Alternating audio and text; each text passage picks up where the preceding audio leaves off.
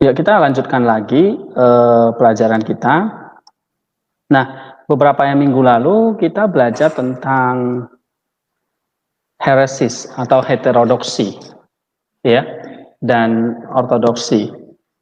Yang ortodoksi apa saja? Kalian sudah tahu, misalnya ringkasannya yang di sini, ya, ortodoksi, heterodoksi. Kalau kita ortodoksi, berarti core belief kita adalah Holy Trinity, Allah Tritunggal. Nah, Allah Tritunggal itu seperti apa? God is three divine persons who are one in essence or co-substantials. Ya, tiga divine person, tiga pribadi yang ilahi atau hipostasis yang ada di dalam satu esensi atau yang disebut dengan homoousios. Nah, kita akan diskusikan lebih dalam hari ini tentang hipostasis dan homoousios ini, yang pada abad ke 6, ya mulai dari abad ke 5-6 itu banyak perdebatan tentang masalah Tritunggal ini, ya, tentang natur Yesus sebagai anak Allah, sebagai hipostasis, tapi juga dia adalah punya hakikat yang co-substantial dengan Bapa atau dengan Allah itu sendiri. Nah, ini banyak ajaran-ajaran yang keliru tentang masalah Tritunggal ini, ya. Nah, masalah ini ada 6 sebetulnya heresis yang dasar berkaitan dengan pribadi Kristus ini. Ya, ingat Kristus ini sebelum berinkarnasi dia adalah firman Allah. Ya. Lalu firman Allah ini kan turun ke bumi atau ke dunia. Lalu kalau dia turun ke bumi, dia menjelma jadi manusia. Nah, disinilah problemnya. Seperti apa pribadinya itu? Ada yang bilang ini satu kodrat yang menjelma. Ada yang bilang enggak. Ini satu pribadi di dalam 2 kodrat. Ada yang bilang enggak. Satu kodrat yang menjelma, satu kodrat inkarnasi atau satu kodrat ganda. Ya. Tapi ada yang juga mengatakan Yesus itu, Yesus nama manusianya ya, Yesus pribadi Yesus itu dalam dirinya ada 2 person, yaitu Allah dan manusia, 2 pribadi, pribadi sebagai manusia dan pribadi sebagai Allah. Oke. Tapi ada yang mengatakan enggak. Dia hanya punya natur Allah. Manusianya itu udah kalah, udah tenggelam dengan natur ilahinya. Nah, akhirnya dalam sepanjang sejarah itu cuma ada 6 ini ya. 6 basic heresies atau 6 basic heterodoksi yang berkaitan dengan natur Kristus ini atau pribadi Kristus ini. Yang pertama berkaitan gini, true God, kalau yang menyangkal bahwa dia adalah Allah yang ilahi, ya, karena tadi ingat core belief kita adalah Holy Trinity, di mana God is three divine person who are one in essence and co-substantial, ya kan? Lalu Jesus Christ itu adalah the Son of God, the second person of the Trinity, yang punya esensi yang sama dengan Allah atau dengan Bapa. Oke, lalu kita belajar ada banyak heresis, ada doketisme dan lain-lain ya. Nah, berkaitan dengan natur Kristus ini saya ambil artikel dari Frater Kyrios Yunan, ya. Dia mengatakan di sepanjang sejarah ini ada 6 yang berkaitan dengan keilahiannya. Ada 2 kesesatan yang muncul, yaitu Ebionism dan Arianism. Ya, ada 2 heresis ya. Ebionism itu mengatakan bahwa Yesus bukan Allah. Itu pandangan Ebionism atau kaum Ebionit. Jesus was not God. Nah, sekarang muncul lagi mengatakan Yesus itu hanya manusia biasa, dia punya istri, dia punya anak. Ya, kalau dulu sempat heboh ya, novel apa? Dari siapa pengarang itu? Judulnya Da Vinci Code itu. Ya kan? Masih ingat kan? Novel Da Vinci Code. Nah, yang mengatakan bahwa Yesus itu menikah dan punya keturunan. Nah, ini seperti kaum Ebionism yang nggak percaya Yesus bukan Allah. Nah, tentu kita nggak percaya itu. Lalu ada Arianism. Arianism ini ya mengatakan Yesus itu was not fully God. Tapi dia God-nya huruf kecil. Ya, jadi Yesus tidak sepenuhnya Allah. Gitu. Dia ciptaan yang paling utama. Lalu melalui ciptaan yang paling utama itu diciptakanlah alam semesta. Tapi dia diciptakan oleh Allah. Itu Arius, ajaran dari Arius ya. Seorang imam juga di gereja Alexandria, Arius. Oke. Nah, berkaitan dengan kemanusiaan dia, tadi kita katakan bahwa Jesus itu apa? Di sini, Jesus Christ is fully human and fully divine. Ya kan? Dia manusia yang sejati, Allah yang sejati. Nah, berkaitan dengan true human-nya, ini ada 2 ajaran yang mengatakan bahwa Yesus itu bukan manusia. Ini ajaran Docetism. Jesus was not human. Oke. Lalu ada Apollinarianism, mengatakan Yesus bukan sepenuhnya manusia. Jadi yang tegas menolak Yesus itu adalah manusia itu kaum Docetis. Ya. Lalu yang mengatakan Yesus itu tidak sepenuhnya manusia, artinya dia seolah-olah berwujud manusia, tapi kemanusiaannya itu tenggelam kalah oleh keilahiannya. Itulah dari ajaran namanya Apollinarius, akhirnya menjadi Apollinarianism. Nah, sekarang yang berkaitan dengan masalah pribadi, person, dengan natur. Oke, ini juga banyak orang nggak bisa membedakan antara natur dan pribadi, person. Sehingga banyak mengajarkan bahwa kalau kita menyembah Allah Tritunggal itu dikatakan menyembah 3 Allah. Karena ada Bapa, Anak, Roh Kudus. Ketiganya kok disebut Allah, ya berarti 3 Allah.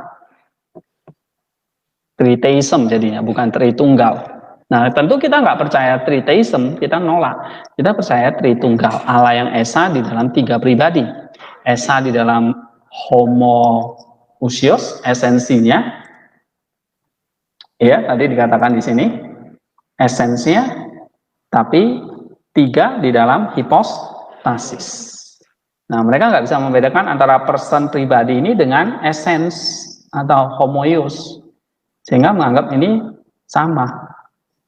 Nah, kita membedakan itu. Nah, seperti apa? Ini juga terjadi di dalam natur Kristus. Kalau dalam Allah Tritunggal kan ada 3 person, 3 hipostasis kan, dalam 1 esensi, 1 atau homoousios, co-substantial atau one in essence gitu ya. Oke, ini udah harga mutlak, kita nggak bisa tawar-tawar lagi. Kalau kita mau mengurangi atau nambah, jatuhnya heresis. Jadi nggak bisa dibuat titik, nggak bisa dibuat koma lagi atau ditambah, dikurangi, nggak bisa. Oke? Kalau kita kurangi, kita tambah, ya kita jadi heresis atau ortodoks, jadi apa? Heterodoks, gitu. Nah, berkaitan dengan Kristus juga akhirnya sama. Antara dia adalah one person in two nature, antara natur dengan person, hipostasis. Natur atau bahasa Yunani itu nanti fisis dan pribadinya itu hipostasis. Ya, jadi kalau dalam Allah Tritunggal ada hipostasis dan usios, pribadi dan essence. Di dalam Kristus yang berinkarnasi ini, firman Allah yang berinkarnasi jadi Yesus ini, waktu firman Allah sebelum inkarnasi dia disebut Yesus nggak? Belum. Dia hanya disebut the Son of God, firman Allah, anak Allah. Nama Yesusnya belum ada. Nah, nama Yesus itu nama ketika firman itu jadi manusia, itu namanya Yesus. Nah, sekarang kita bahas pribadinya Yesusnya ini. Di dalam pribadinya yang satu ini, the Son of God yang jadi manusia ini, yang fully divine and fully human ini, kita percaya bahwa dia adalah one person in two nature. Satu pribadi di dalam dua natur. Yaitu natur ilahi dan natur manusia. Oke, nah kita juga nanti harus, ini jadi problem juga akhirnya, sama seperti tadi, Allah Tritunggal tadi. Nah ini pribadinya Yesus ini antara person dengan natur atau fisis tadi ini kita harus bisa membedakan dengan jelas. Oke, nah akhirnya ada dua bidat yang muncul, dua heresis yang muncul, yaitu Nestorianism, Nestorius, ya kita sudah pernah bahas. Dia mengatakan bahwa Yesus adalah two distinct person. Memang dua pribadi yang berbeda, pribadi Allah dan manusia. Jadi dalam satu Yesus manusia itu, pribadi Yesus itu, ya dia mengatakan ada two distinct person. Sedangkan Eutychianism dari seorang rahib bernama Eutyches, ini orang Kristen ya, ini Nestorian, Eutyches, Apollinarianism, Arianism, ini semua orang Kristen ya. Dia mengatakan Jesus had one blended nature. Jadi dia punya dua natur tapi menjadi satu natur, sudah blended, sudah menjadi satu.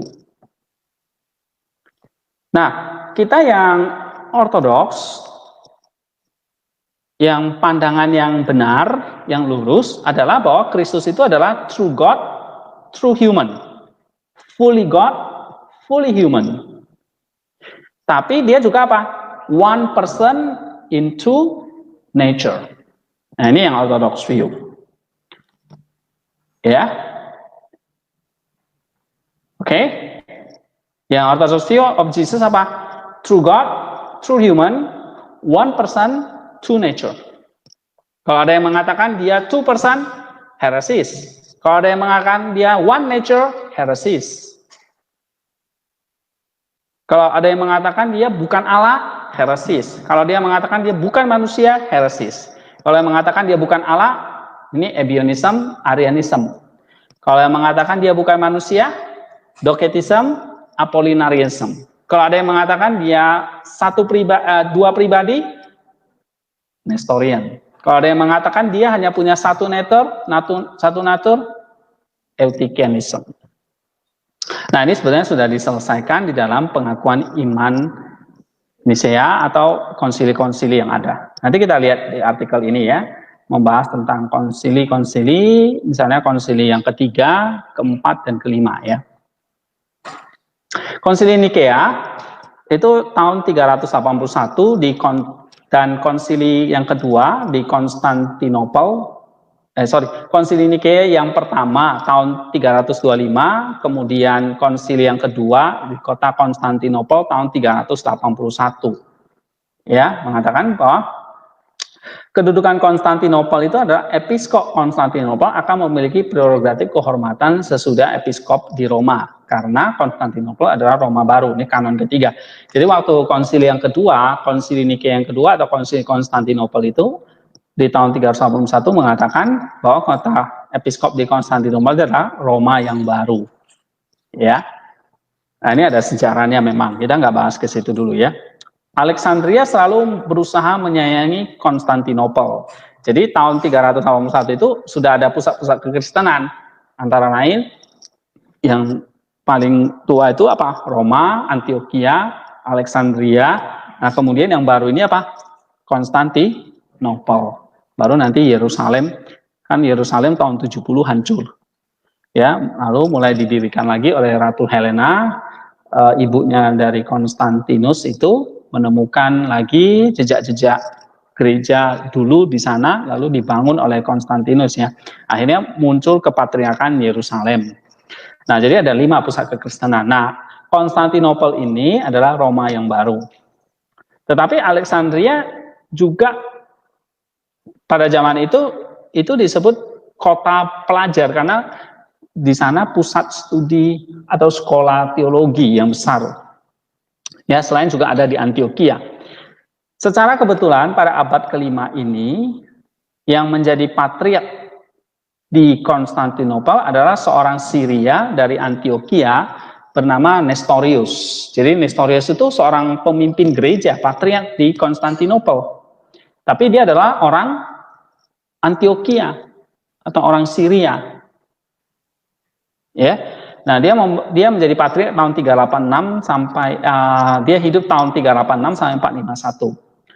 Nah, Nestorius ini dia belajar dari tradisi teologia Antioquia, ya, yang digunakan untuk memahami kristologis. Tradisi teologi Antioquia ini lebih menekankan apa? Pendekatan yang literal, tata bahasa, kesejarahan dari kitab suci. Jadi lebih menekankan pada level pertama, ya. Sehingga dalam hal Kristus yang merupakan tradisi yang menekankan kemanusiaan Kristus. Karena lebih menekankan apa? Tadi kesejarahannya atau literalnya. Ini tradisi Antioquia. Sedangkan tradisi sekolah dari Alexandria itu menekankan apa? Alegoris.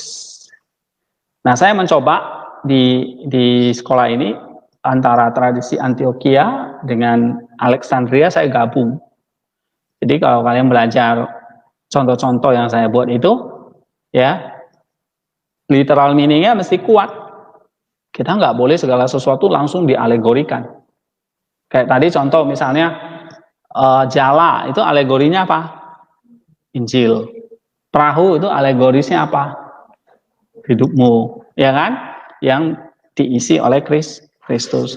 Tetapi ada landasannya begitu. Nggak bisa sembarangan. Ya. Nah, tradisi Alexandria banyak menekankan alegoris seperti ini memang ya. Sehingga dalam kristologi Alexandria lebih menekankan apa? Keilahian Kristus. Jadi kalau Antioquia lebih menekankan kesejarahannya, kemanusiaannya Kristus. Kalau di tradisi Alexandria, keilahian Kristus. Ya. Nah, Nestorius itu dari tradisi mana? Antioquia. Seperti kayak John Chrysostom itu dari Antioquia. Oke. Nah, kalau dari Alexandria itu seperti Origen, Cyril, Clement, Athanasius. Itu dari tradisi Alexandria.